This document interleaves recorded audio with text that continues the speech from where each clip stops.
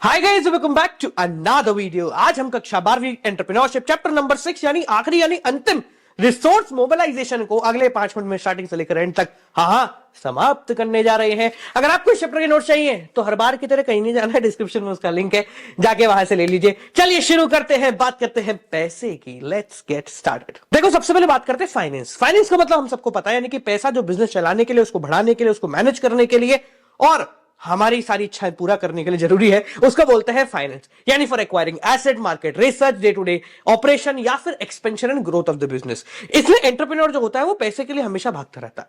वो इस चीज के लिए भी भागता है कि भाई कितना उसको पैसा चाहिए, कहां से वो पैसा आएगा और वो पैसा कब आएगा। देखो, फाइनेंस बहुत सारा आ जाए इससे कुछ नहीं होता। जब आपको जरूरत है तब फाइनेंस आए तो सबसे बेहतर रहता है। ये फाइनेंस की जो सोर्सेज हैं दो प्रकार के होते हैं, इंटरनल या फिर एक्सटर्नल। इंटरनल का मतलब भैया मालिकों से ही पैसा मांग रहे हो या फिर जो पुराना प्रॉफिट हुआ है उसमें से ही प्लग बैक कर रहे हो। एक्सटर्नल का मतलब इन लोगों से नहीं मांग रहे हो, बाहर से कहीं से लोन लेके आ रहे हो, किसी वेंचर कैपिटल के थ्रू, किसी फंडिंग के थ्रू, या फिर कोई बहुत बड़ा एंजल इन्वेस्टर है वहां से पैसा लेकर आ गए। तो चलो इन्हीं सारे सोर्सेज को एक बार डिटेल में समझते हैं। सबसे पहले बात करते हैं कैपिटल मार्केट। अब ये कैपिटल मार्केट जो है ये एक ऐसा ऑर्गेनाइज्ड प्लेटफॉर्म है जहां पर बेसिकली इन्वेस्टरों के पास से पैसा उठता है और बिजनेसेस को मिल जाता है। यानी कि एंटरप्रेन्योर जिसको पैसा चाहिए वो इस मार्केट में जाके अपना पैसा ले सकता है। ये कैपिटल मार्केट दो प्रकार के होते हैं। बिजनेस स्टडीज के अंदर बहुत लोगों ने पढ़ लिए होंगे, पर यहां पर भी समझ लीजिए। सबसे पहला होता है प्राइमरी मार्केट, सेकंड होता है सेकेंडरी मार्केट। प्राइमरी मार्केट ऐसा मार्केट है जिसके अंदर जब भी एक नई कंपनी आती है या पुरानी कंपनी नए शेयर लेके आती है तो वो इश्यू करती है। यानी कि this is the market for new shares या न्यू इशू। ठीक है, यहां पर बेसिकली कंपनी या तो इनिशियल इश्यूज यानी कि नई कंपनी आ रही है पहली बार शेयर लेने, या फिर पुरानी कंपनी एक्सपेंशन के लेने की फर्दर इश्यूज के लिए आ रही होती है। सर अब अगर आई है तो पैसा कैसे लेंगे, यानी कि what are the methods of flotation of new issues. तो सबसे पहला तरीका होता है पब्लिक आईपीओ या पब्लिक इशू, यानी इनिशियल पब्लिक ऑफरिंग। जैसे शेयर मार्केट के अंदर नई नई कंपनी जब आई, भैया हमारी ये कंपनी है, पूरा प्रोस्पेक्टस सा लगा देते हैं और बोलते हैं जिसको भी पैसा डालना है वो पैसा डाल दीजिए। प्रॉपर ऑर्गेनाइज तरीका होता है। जब भी कहते हैं ना किसी कंपनी का आईपीओ आ रहा है, यानी उस कंपनी के शेयर बाजार में लिस्ट होने जा रहे हैं, वो पब्लिक लिमिटेड से प्राइवेट लिमिटेड में कन्वर्ट होना आ चुका है। दूसरा तरीका होता है राइट इश्यू, यानी कि हम चाहते हैं कि भैया क्यों हम नए लोगों के पास जाएं, हमारे जो पुराने शेयर होल्डर्स हैं उन्हीं को एक ऑप्शन दे दिया कि भैया आप चाहें तो थोड़े थोड़े शेयर और खरीद सकते हैं, हम आपको थोड़ा डिस्काउंट में दे देंगे और यहीं से काम हो जाएगा। तीसरा तरीका होता है प्राइवेट प्लेसमेंट ऑफ शेयर, यानी कि पब्लिक से पैसा ना मांग के हम मांग रहे हैं कुछ स्टैंडर्डाइज बहुत ही सोफिस्टिकेटेड इन्वेस्टर्स, जैसे unit trust of India, UTI of India, LIC of India, general insurance corporation of India, army group insurance. ये कुछ ऐसे ऑर्गेनाइजेशंस हैं जिनका काम ऐसा है कि भैया हम पैसा दे रहे हैं, अगर हमें आपकी कंपनी अच्छी लगती है तो हम आप लोगों को अच्छा खासा पैसा दे देंगे, आपकी कंपनी में इन्वेस्ट कर देंगे। चौथा तरीका होता है एम्प्लॉइज को ऑफर करना, जिसको बोलते हैं ESOP, employ stock option plan, जहां पर एम्प्लॉइज को ऑप्शन दिया जाता है कि भैया सैलरी के बदले में आप चाहो तो थोड़े से शेयर्स ले सकते हो, या हम आपको बोनस शेयर दे रहे हैं, या फिर आप बहुत बड़े व्यक्ति हो जो हमारी कंपनी में आके एम्प्लॉय बन के हमारे लिए बहुत बढ़िया काम करोगे तो आपको हम सैलरी के साथ थोड़ा सा ईसॉप भी प्रोवाइड करा देंगे। दूसरा तरीका होता है सेकेंडरी मार्केट। देखो, secondary market second hand share के लिए होता है, यानी कि कंपनी ने एक बार शेयर मार्केट में शेयर डाले तो भाई लोगों ने खरीद लिए और कंपनी को पैसा मिल गया। इसके बाद अब जब मेरे को इच्छा है कि भाई मेरे पास रिलायंस के शेयर है, मैं बेच देता हूं उसको, तो मैं किसको बेच रहा हूं, मैं बेसिकली किसी और व्यक्ति को बेच रहा हूं जो मुझसे वो शेयर खरीद रहा है। तो जो स्टॉक मार्केट जिसको हम जानते हैं वो सेकेंडरी मार्केट की कैटेगरी में आता है। एग्जिस्टिंग ट्रेडेड शेयर जो पहले से ट्रेड हो रहे हैं बाजार में, कोई भी खरीद रहा है कोई भी बेच रहा है, वो वाले शेयर्स इसके अंदर चल रहे होते हैं। अब इसका काम क्या है, सेकेंडरी मार्केट है, ये बेसिकली क्या क्या फंक्शन करता है। तो सबसे पहले ये आपको शेयर खरीदने में या शेयर बेचने में मदद करता है। ये आपको लिक्विडिटी प्रोवाइड कराता है, यानी कि जब मुझे लगा कि यार मैं बेच के निकल जाता हूं शेयरों को, आप बेच सकते हो, पैसा आपके पास फटाफट से आ जाएगा। ये कैपिटल फॉर्मेशन में मदद करता है, क्योंकि आपका जो पैसा है वो इधर कंपनी के पास जा रहा है या उन लोगों के पास जा रहा है जो उसका बेहतर यूटिलाइजेशन कर रहे होंगे। ये स्टॉक की ट्रेडिंग को रेगुलेट भी करते हैं और साथ साथ में प्राइस डिस्कवरी करते हैं। प्राइस डिस्कवरी मतलब भैया जहां पर डिमांड और सप्लाई दोनों मिल जाती है उसको बोलते हैं प्राइस। मैंने बोला मैं रिलायंस का शेयर 2000 रुपए में बेचना चाहता हूं, खरीदार आ गया तो भाई 2000 रुपए में बिक जाएगा।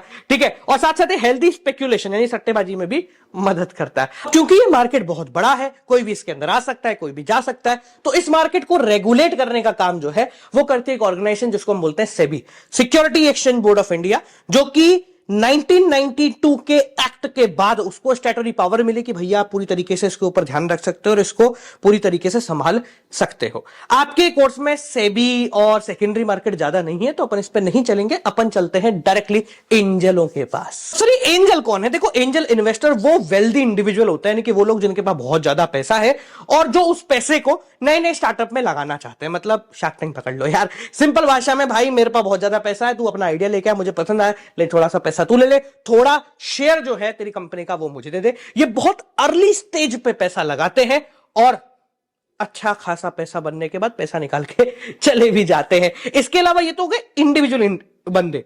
अगर इस काम को हम बड़े स्केल पे कर रहे हैं, यानी कि बहुत सारे इंडिविजुअल बंदे अपना पैसा इकट्ठा कर रहे हैं, तो उसको बोलते हैं वेंचर कैपिटल। सिंपल भाषा में बोले तो ये इन्वेस्टमेंट फंड्स हैं जो कि आपको फाइनेंशियल सपोर्ट प्रोवाइड कराते हैं उन बिजनेसेस को जिनको पैसा बहुत ज्यादा चाहिए पर उनकी ग्रोथ के प्रोस्पेक्टस भी बहुत ज्यादा है। ये लोग भी इक्विटी के बदले ही आपको जो है पैसा दे रहे होंगे और साथ साथ में इनोवेटिव बिजनेस में ही ज्यादा काम करते हैं। अब मान लेते हैं कि आप एक बिजनेस होल्डर है, तो क्या आपको पैसा चाहिए वेंचर कैपिटल से, मतलब ऐसे इन्वेस्टमेंट फंड्स के थ्रू जो बहुत बड़े बड़े बहुत मोटे मोटे लोगों ने, जिनके पास बहुत ज्यादा पैसा है, उन्होंने पैसा रख रखा है वहां पे, तो उनके थ्रू पैसा आपको चाहिए क्या?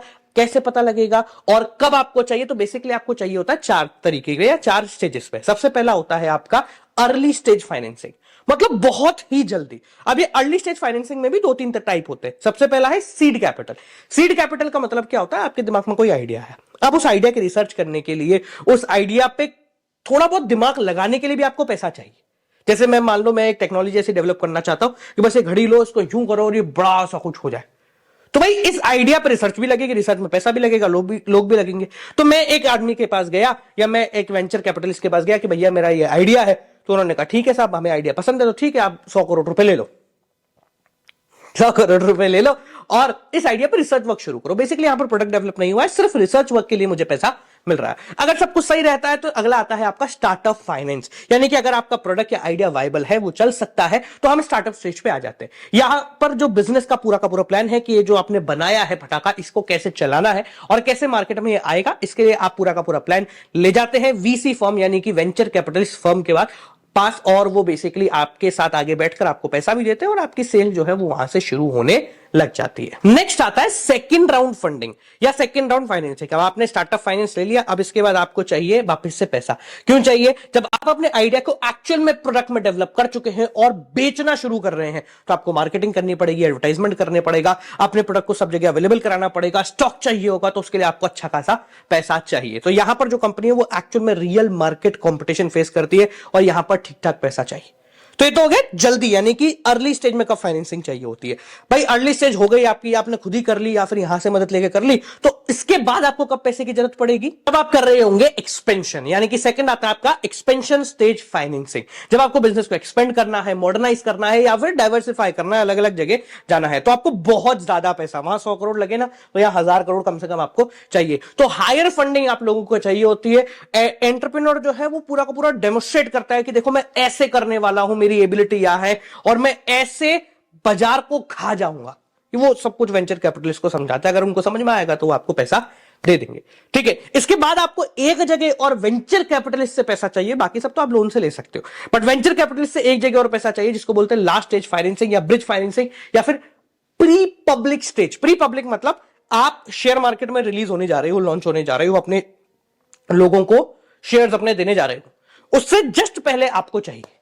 देखो वेंचर कैपिटल आपका धंधा चलाता नहीं है, उसको कोई लेना देना नहीं है, आप उसके साथ चले, बढ़िया हुए, बड़े हुए, एक समय आने के बाद जब वो पब्लिक के पास उसके शेयर चले जाएंगे तो वेंचर कैपिटलिस्ट बाहर निकल जाएगा अपना 100 गुना 200 गुना 400 गुना प्रॉफिट बना के। तो उसको आपके बिजनेस को एंड तक नहीं चलाना है, वो आपका फाउंडर नहीं है, वो सिर्फ आपको पैसे देके आपकी मदद कर रहा है। ठीक है, तो बेसिकली वेंचर कैपिटलिस्ट क्या करता है, आपके आईपीओ से पहले, इनिशियल पब्लिक ऑफर से पहले प्रॉफिटेबली एग्जिट होना चाह रहा होता है। ठीक है, तो यहां पर बेसिकली आपको बहुत ज्यादा पैसा चाहिए ताकि आप फुल फ्लेज तरीके से लॉन्च हो जाए और पूरी तरीके से बाजार को खा जाए। ठीक है, तो यहां पर आपका वेंचर कैपिटलिस्ट के पास भी अच्छा खासा वैल्यूएशन आ जाएगी, तो वो यहां से पैसा लेगा और निकल जाएगा। ठीक है, अब इसके आगे आप कैसे करते हो, आप बेसिकली नई कंपनी के साथ मर्ज कर लोगे, ठीक है, मार्केट में अपना स्टेक बना लोगे, ठीक है, वीकर कंपटीशन को आप हटा चुके हो अब तक और साथ साथ में अच्छा खासा डेवलपमेंट कर चुके हो, जिससे आप फ्यूचर में एक्सपेंशन कर पाएंगे। तो ये सारा काम आपका होता है लास्ट स्टेज फाइनेंसिंग। तो ये 3 जगह बेसिकली आपको वेंचर कैपिटलिस्ट चाहिए। वापस रिपीट कर देते, पहली अर्ली फाइनेंस में चाहिए होता है, एक्सपेंशन करने में चाहिए होता है, और तीसरा लास्ट स्टेज यानी कि आईपीओ से जस्ट पहले आपको पैसा चाहिए होता है। ठीक है जी। तो बालको ये आपकी पूरी एंटरप्रेन्योरशिप यहां पर हो गई है समाप्त। कोई दिक्कत, कोई परेशानी, कोई प्रॉब्लम हो तो मुझे कमेंट सेक्शन में बता देना। मिलते हैं आपसे अगली वीडियो के साथ, तब तक के लिए नमस्कार।